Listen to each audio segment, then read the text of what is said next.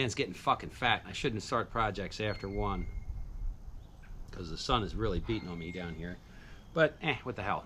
I have this afternoon off. Might as well do the rest of the project.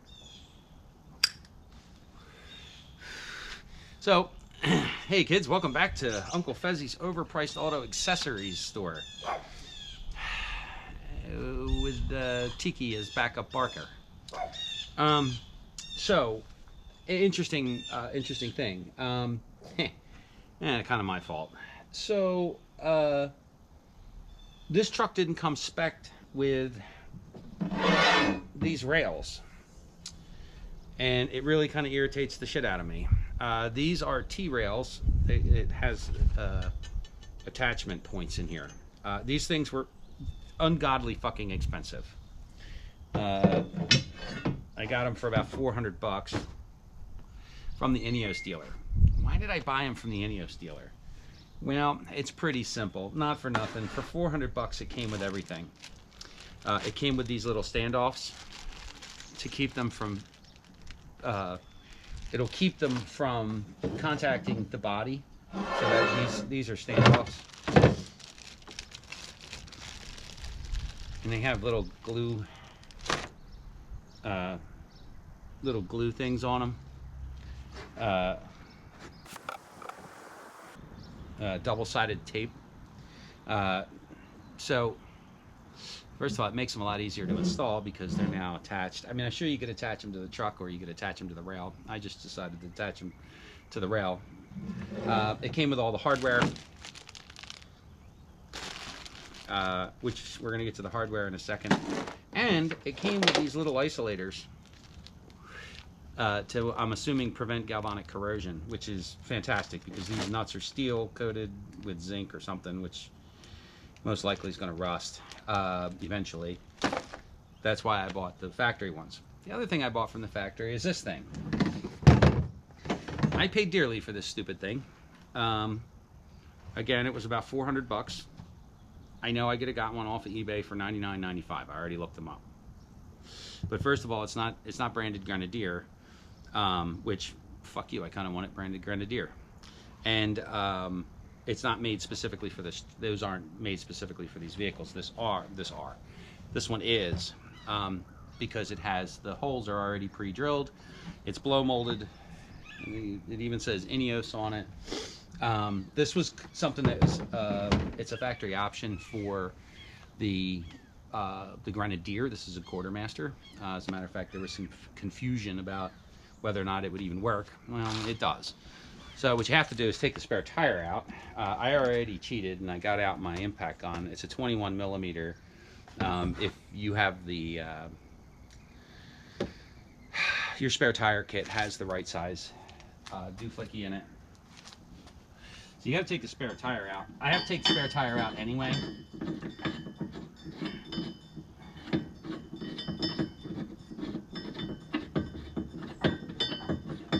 Oh, damn, that's a hell of a bolt.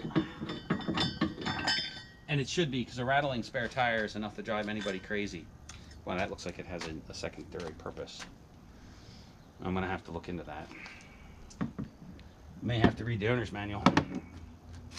This truck came with a full-size spare.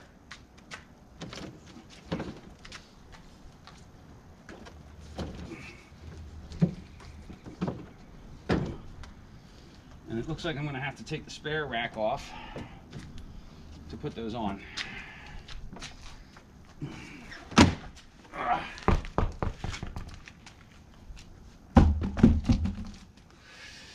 So this is the spare tire rack. It can go on either side. I'm going to leave it right where it's at, but I'm going to have to take it off, which means I got to go get another goddamn socket. And it looks like a 14 millimeter. Okay, that's no big deal. So what this does is it goes here. Imagine for a second that this spare tire holder is not there. And yeah, these go here.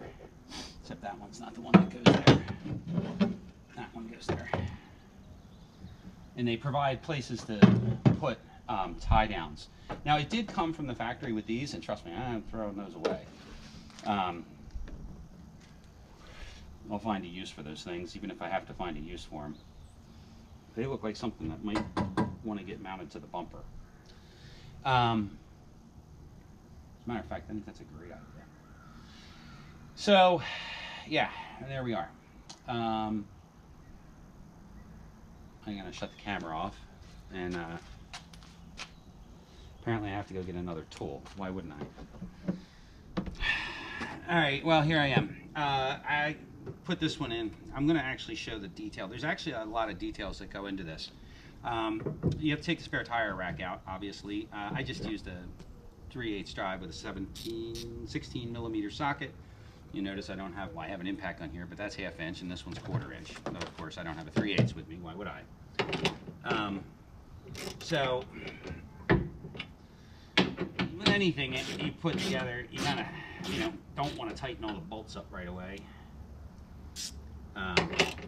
Because you never know. So you get them in. I'm going to show, like I said, show the detail. You don't need to watch me running a ratchet. So once I get all this together, I'm going to show the detail. Okay, so I crawled my fat ass out of the truck because I had to go get knee pads, and it's not even Friday yet. So this truck couldn't be any more German if it was fucking marching through Poland in 1939. So the geniuses, German engineers, and I'm actually going to give them credit here because this is actually a genius idea or a genius plan. So these, I already did it on that one.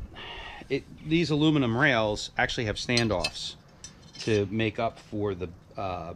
They have standoffs to keep them off of the truck bed. That's actually something that they swiped from the medical field, because if you mount this thing directly to the body and you don't tape it down or provide some form of insulation or standoff, shit gets caught underneath of it and the bed will rot out in 6 months. Especially for somebody like me who absolutely fully intends to use this vehicle for its intended purpose, which is to go off-roading on the beach. I probably will wash this maybe 3 or 4 times in its expected 20-year lifespan. So you're going to put these little boogers in. So that's actually not the detail that I wanted to point out, because this is another genius German thing. I've never seen an American car manufacturer think this far ahead. This, they have little fiber washers that are supposed to, they're like little isolators. Whatever you do, don't eat 3-day-old sketchy ramen from a sketchy ramen joint, no matter how much you microwave it. I'm tasting that shit. Oh, come on, you bastard. Don't chew your nails. Okay, so they have sticky stuff on one side, and I've just been threading them in. Ow, my tools are way down there. I've been using the thread them on with. So we're gonna thread this one on. You have to thread them. If you try to force them on, they rip. How do I know that? Well, I ripped one. I ripped the first one I put on because I didn't realize there was double-sided tape, because this thing didn't come with any instructions. It doesn't need to. It's pretty self-explanatory. All right.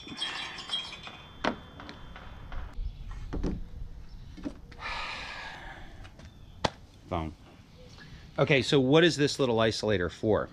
Well, the German engineers had enough brains. The German engineers on the British car that is known for galvanic corrosion put this little isolator in here. So when you put this steel bolt through this aluminium hole, it doesn't rub directly against the bare or anodized aluminium to cause galvanic corrosion. Most likely what would happen, all modern automobiles have 5 volts running through them all the time. You get a little bit of stray 5 volt DC running through anything, it's going to rot it out in no time. It's just the way it is. That's why brake lines are rotting It's not the salt they put on the road. There's already salt on the road for the last 50 years. Well, what's changed? 5 volts of DC running through everything all the time. Well, there's why everything's rotten out.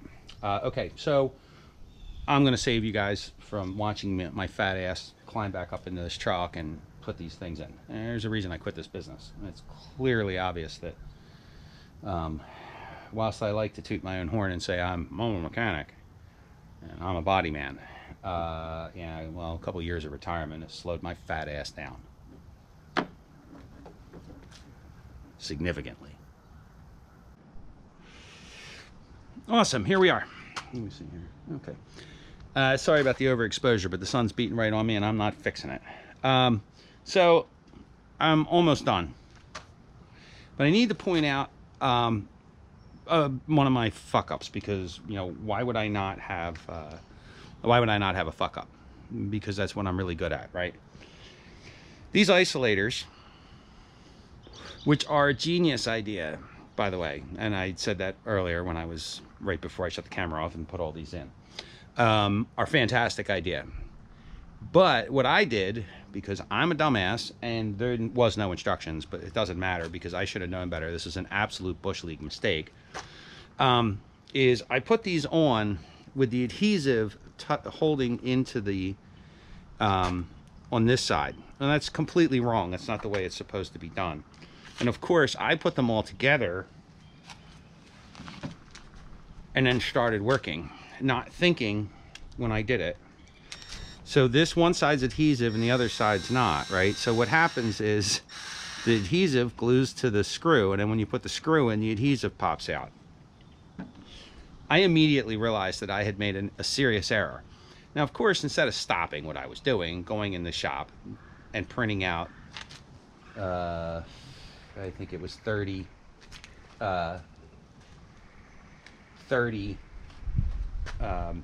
TPU isolators, and I just ran them all in.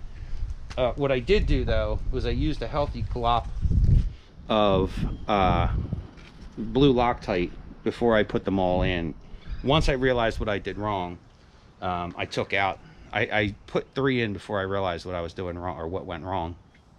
So I took them out, and it was impossible to flip these back around because sticky. So I coated the bolts heavily with blue Loctite, including the flange here, and then put them together. Hopefully that'll create enough barrier between the parts to keep them from corroding.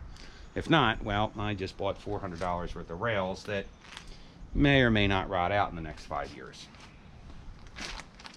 Because I'm a dumbass, and I absolutely positively deserved that. What I should have done was just left the adhesive, or should have just left it like that, ran them on and been done with it. Why would I have done that? So that's about it. I did just notice I have 2 loose ones, but yeah, the other hilarious thing is I ran out of Loctite. So if you ever get one of these Loctite tubes, right, it's got this little nipple in here that sticks on this thing. It's like roll-on deodorant, or yeah, it's like a deodorant stick. You can pull it apart, and there's a ton of Loctite still in here. So they all got a good goop in the Loctite. Now remember, this is my truck. Now, I don't want to say I don't give a shit, but I'm not going to be the complaining customer, because I'm the customer. And that's why I like to do this shit myself.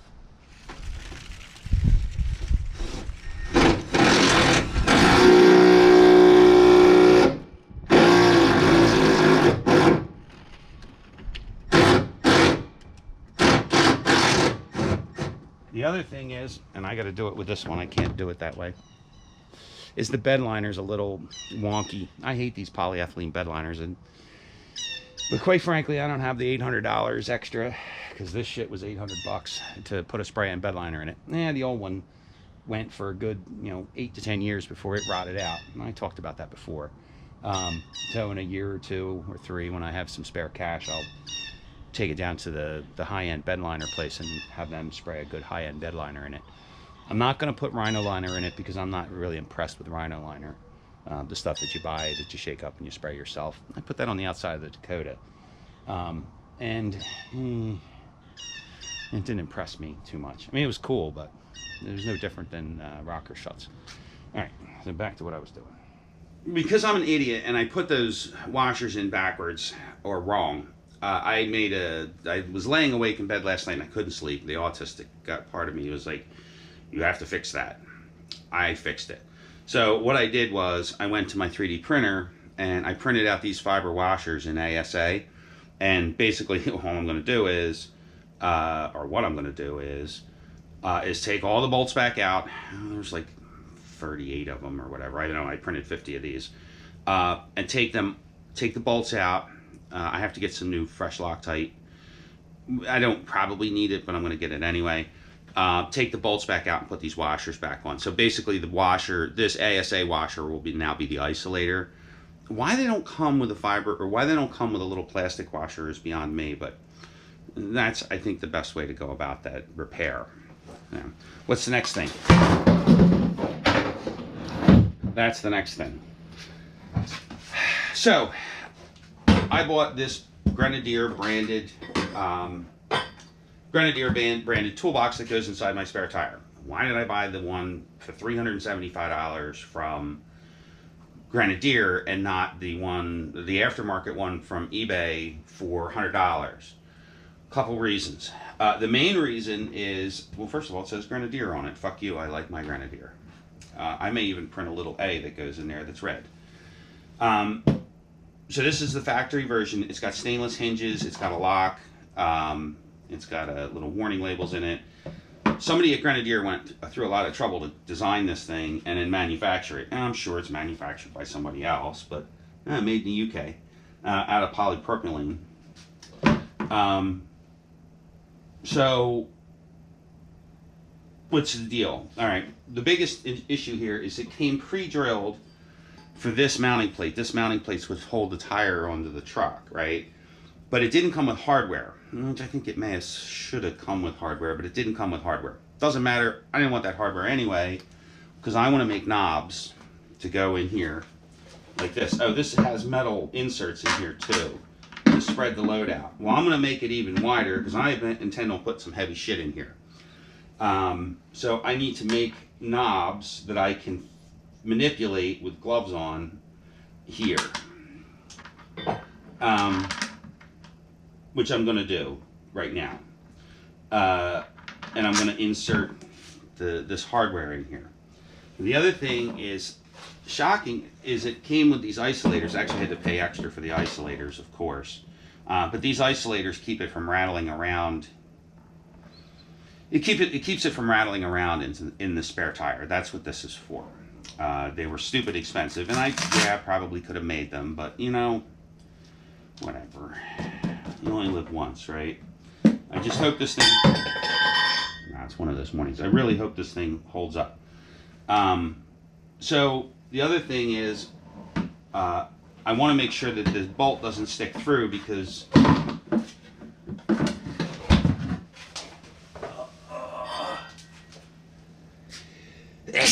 I don't want to damage the inside of the... I don't want to damage the wheel, which this thing will do.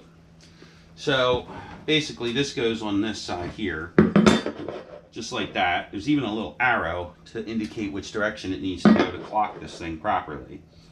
And this bolt sticks out 1/4 of an inch, which means I have 1/4 of an inch.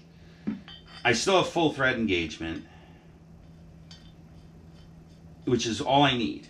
I just need full thread engagement. As a matter of fact, the less amount of threads that are poking out of here, the better.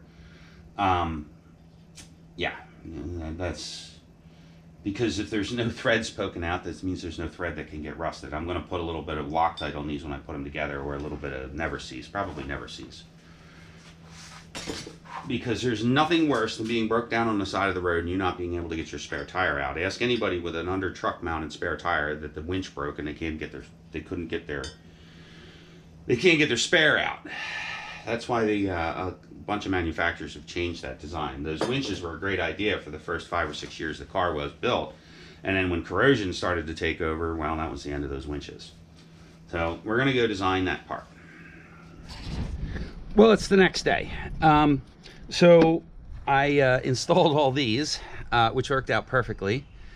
Yeah, it worked out perfectly. So I took all the old bolts out. and I put these new isolators in.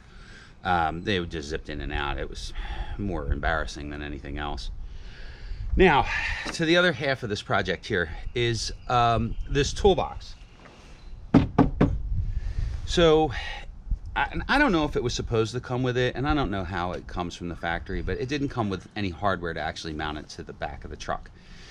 And it could have been my fault. It could have been I have a feeling that was my fault, because I didn't ask for it. So I just made my own. So I went into Fusion 360 and I printed out these are out of high temp ASA. It's supposed to be, and they're printed at 50% infill with some pretty heavy wall thickness. So I've made these before in the past and I use them every day. As a matter of fact, I'm using them right now to hold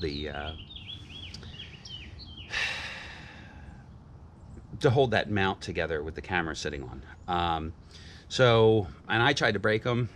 I mean, I can break them, but you can break anything if you try hard enough. This isn't a nuclear reactor. Nuclear. This is a toolbox that I'm sticking in the back of my truck. So you just screw them in.